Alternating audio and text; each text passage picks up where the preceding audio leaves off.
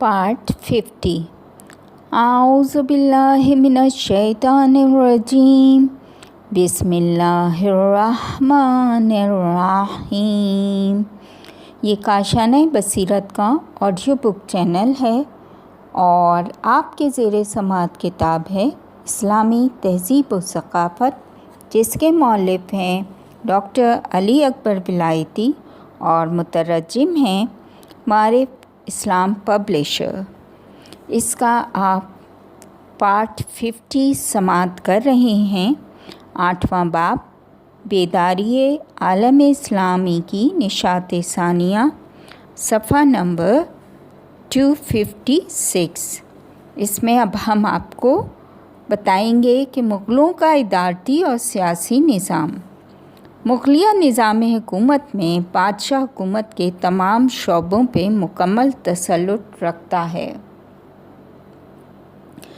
और पूरे निज़ाम का सरबराह होता था। सुल्तान को बेशतर शाह के उन्वान से याद किया जाता था। जैसे जैसे बादशाह का इक़्तिदार मुस्तहकम होता जाता, इसकी तमाम उमूर में दाखिलत बढ़ती जाती थी। जैसा कि जलाल उद्दीन अकबर के दौर में था, इसने हुकूमत और रियाया के तमाम उमूर में अपनी राय को रियाया और दरबारियों पे मुसल्लत किया। बादशाह के बाद मुख्तलिफ दीवान थे कि इन सब में अहम तरीन दीवान आला था, जिसका फ़र्ज़ था कि बादशाह की आमदनी और इमलाक खालसात पर निगरानी करे। इस दीवान का सरबराह वकील वज़ीर होता था। इसके बाद दीवान बख्शी था कि जिसका सरबराह मीर बख्शी होता था कि इस दीवान की ज़िम्मेदारी पूरी मुमलिकत में हुकूमती अमूर का तहफ़्फ़ुज़ था। सदर सदूर की सरबराही में दीवान इंसाफ सियासी अमूर, जुर्मानों और दीगर अदालती अमूर में फ़ालियत करता था। अकबर के दौर में हुकूमत का निज़ाम मुकम्मल सूरत में सामने आया। इसने हुकूमत को बहुत से सूबे में तक़सीम किया और हर सूबेदार के साथ सदर और बख्शी का ओहदा भी मौजूद होता था। इस तरह हर सूबा चंद सरकार यानी ज़िलों में तक़सीम होता था। इस दौर में फ़ौजी ओहदे मनसब के उन्वान से जाने जाते थे। मसलन मनसब पंज हज़ारी, सह हज़ारी, चार हज़ारी। ये फ़ौजी ओहदे चूँकि बादशाह के अहकामात मसलन टैक्सों को वसूल करना, जंग के लिए अफराद मुहैया करना वग़ैरह वग़ैरह बजा लाते थे, अक्सर व बेशतर बादशाह से इमलाक और ज़मीनें भी इनाम में वसूल करते थे कि इस किस्म की इमलाक को जागीर का उन्वान दिया जाता था। अलबत्ता जागीरों का मिलना फ़ौजियों के साथ ख़ास न था, बल्कि उमरा तबका हत्ता कि उलमा भी इनसे बहरामंद थे। फ़ारसी अदबियात। जर्मनी की मशहूर इस्लाम शनास स्कॉलर शैमेल के बकौल मुग़लों का दौर हिंदुस्तान में फ़ारसी अदबियात के उरूज का दौर है, क्योंकि शायरों की कसरत और नए और मुनफरिद मौज़ूआत और मज़ामीन की फरावानी इस कदर ज़्यादा थी कि ईरानी फ़ारसी ज़बान लोग मुग़लों के दरबार से वाबस्ता हुए ताकि इनकी इस नेमत के अज़ीम दस्तरख़्वान से बहरामंद हो सकें। 990 कमरी में अकबर बादशाह के दौरे हुकूमत में फ़ारसी ज़बान हुकूमत की सरकारी ज़बान करार पाई। ये बादशाह फ़ारसी अदबियात और सक़ाफ़त को ख़ास अहमियत देता था। आज की इस्तिलाह के मुताबिक इसने एक दारुल तर्जुमे की बुनियाद रखी ताकि संस्कृत और हिंदी की क़दीम किताबों का फ़ारसी ज़बान में तर्जुमा हो। शायद इस दौर में फ़ारसी अशार के मतालिब व मज़ामीन में जिद्दत और वुसअत की एक वजह शौरा का हिंदी अदबियात से आशनाई और क़ुर्बत रखना हो। इस दौर में मारूफ़ शौरा के बहुत से दीवान सामने आए। ایرانی شاعروں کی ہندوستان کی طرف ہجرت اور عمرہ و اشراف طبقہ کی شاعروں کو اہمیت دینا باعث بنا کہ اکبر بادشاہ کے دور میں فیض دکنی، غزالی مشہدی اور عرفی شیرازی جیسے شعراء ظاہر ہوئے۔ ایرانی شاعروں کی یہ ہجرت جہانگیر اور شاہجہاں کے دور میں بھی جاری رہی۔ جہانگیر کے دور میں طالب عاملی سال 1036 قمری ایک مشہور ترین شاعر تھے کہ جنہیں ملک الشعراء دربار کا اعزاز حاصل تھا۔ اس طرح صائب تبریزی سال 1081 قمری ہندی سبک میں ایک مشہور ترین شاعر تھے جو شاہجہاں کے ہاں خصوصی مقام کے حامل تھے کہ اورنگزیب کے بادشاہ بننے سے زبان فارسی اور اس کے ساتھ شعراء کی رسمی حمایت کم ہوتی گئی، لیکن ایک اور مشہور شاعر بیدل دہلوی 1133 قمری اسی دور میں ظاہر ہوئے، جبکہ اشعار فارسی میں ہندی سبک کے عروج کی حکایت بیان کرتے ہیں۔ اسی طرح اس دور کے دیگر شعراء میں غالب دہلوی، شیدا فتح پوری اور حسین لالجی ہیں۔ مغلیہ عہد میں مصنفین اور منشی حضرات نے بھی بہت سی ادبی اور تاریخی کتب کو لباس تحریر پہنایا۔ دنیا کی تاریخ، عمومی تاریخ اور خاص سلسلوں کی تاریخ کے حوالے سے بہت سی کتابیں تالیف و تصنیف ہوئیں۔ اس دور میں ہندی کتابوں کا فارسی زبان میں ترجمہ کافی پر رونق تھا۔ مثلاً رامائن، مہابھارت اور اپانشاد کا سنسکرت میں فارسی زبان میں ترجمہ اس دور کے ترجموں کی مثالوں میں سے ہے۔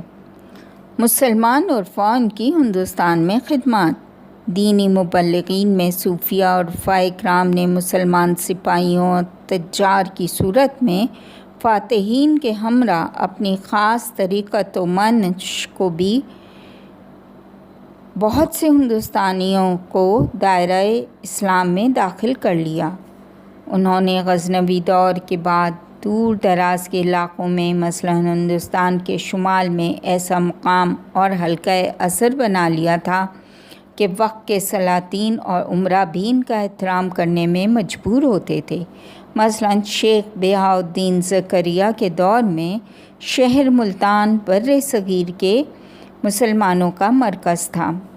ہندوستان کے عرفان اور تصوف کے حوالے سے ایک قابل غور نکتہ یہ ہے کہ فارسی زبان، عرفان و تصوف اکٹھے ہم سفر رہے۔ جس قدر فارسی زبان میں وسعت اختیار کر گئی، عرفان و تصوف نے بھی ترقی کی۔ اسی طرح فارسی کے زوال کے ساتھ اس نظریے کا حال بھی ویسا ہی ہوا۔ مجموعی طور پہ بر صغیر میں 4 صوفی سلسلے ظاہر ہوئے: چشتیہ، سہروردیہ، قادریہ اور نقشبندیہ۔ ان سلسلوں کے اولیاء اور اقطاب کے مقبرے لوگوں میں احترام کے حامل تھے۔ آج بھی ہر سال عرس کے ایام یعنی ان کی وفات کے دن ہزاروں لوگ ان اولیاء کے مزاروں پہ اکٹھے ہوتے ہیں اور خاص انداز سے مراسم بجا لاتے ہیں۔ یہ چاروں سلسلے اپنا نسب حضرت علی کی ذات مبارک سے ملاتے ہیں۔ سہروردیہ، جیسا کہ نام سے معلوم ہے، یہ سلسلہ شیخ شہاب الدین سہروردی سے منسوب ہے۔ شیخ بہاؤالدین زکریا ملتانی متوفی 666 قمری کی سعی و کوشش سے بر صغیر میں یہ سلسلہ پھیلا۔ بالخصوص بنگالی علاقوں میں اس سلسلے کا بہت بڑا حلقہ اثر ہے۔ ہندوستان میں اس سلسلے کے مشہور اقطاب میں سے معروف ایرانی شاعر فخر الدین عراقی قابل ذکر ہیں کہ جو شیخ زکریا کے داماد تھے۔ سلسلہ قادریہ، اس سلسلے کے بانی عبدالقادر گیلانی متوفی 561 हिजरी कमरी थे। हिंदुस्तान में इस सिलसिले के सबसे पहले खलीफा सफ़ीउद्दीन सूफ़ी गिलानी थे और इस सिलसिले के सबसे अहम खलीफा 8वें खलीफा अबू अब्दुल्ला महमूद गौस गिलानी थे, जो 963 हिजरी कमरी में ज़हीरुद्दीन बाबर के दौर में शहर लाहौर में फौत हुए। नक्शबंदिया, ये इस सिलसिले के बानी ख्वाजा बहाउद्दीन नक्शबंद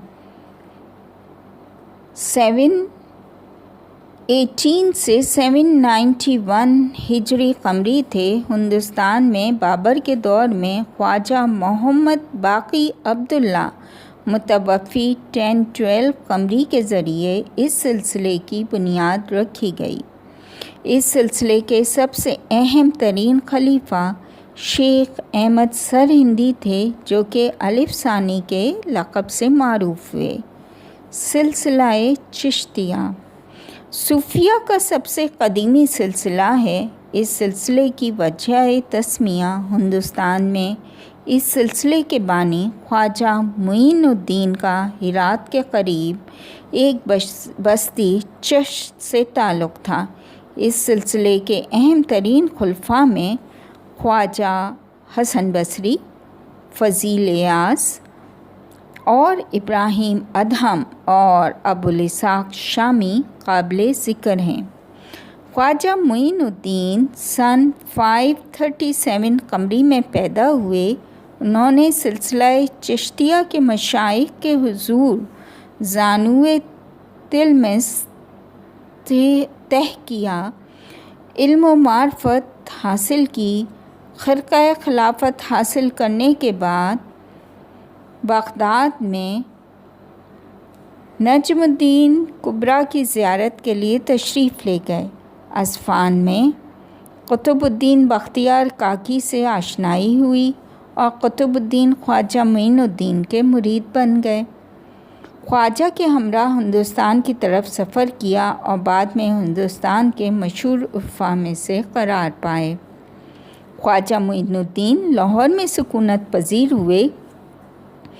इनके मशहूर खुलफा में कुतुबुद्दीन बख्तियार, हमीदुद्दीन नागौरी, शेख सलीम चिश्ती, निज़ामुद्दीन औलिया और अमीर खुसरो देहलवी काबिल ज़िक्र हैं। मुग़लिया हुकूमत के यहाँ ख़ुसूसन मशाइख का एहतराम और अज़मत इस कदर ज़्यादा थी कि अकबर बादशाह हर साल ख्वाजा मुइनुद्दीन के मज़ार की तरफ पैदल जाता था। इसने अपने बेटे का नाम भी सलीम रखा, कि जिसे बाद में जहांगीर का लक़ब मिला, और हर साल ख्वाजा के एहतराम के पेश नज़र इनके ज़ायरीन को बहुत से तवाइफ से नवाजता। ख्वाजा मुइनुद्दीन के मशहूर तरीन खलीफ़ों में से एक ख्वाजा निज़ामुद्दीन औलिया थे। वो शहर बदायूं में पैदा हुए। इनके मुरीद हसन देलवी की कोशिश से इनके कलमात की किताब फ़वाइदुल फ़वाइद में जमा किए गए। वो साल 663 कमरी में इंतकाल फरमा गए। इनके उर्स की तक़रीबात में शिरकत करने के लिए पूरे हिंदुस्तान से लोग दिल्ली में जमा होते हैं। हिंदुस्तान और इस्लाम के दीगर मशहूर आरिफ अली बिन उस्मान हजवेरी हैं, जिन्हें दाता गंज बख्श, दाता यानी उस्ताद का मशहूर लक़ब मिला। यहाँ तक हमने सफ़ा नंबर 261 तक आपको गोश गुज़ार किया।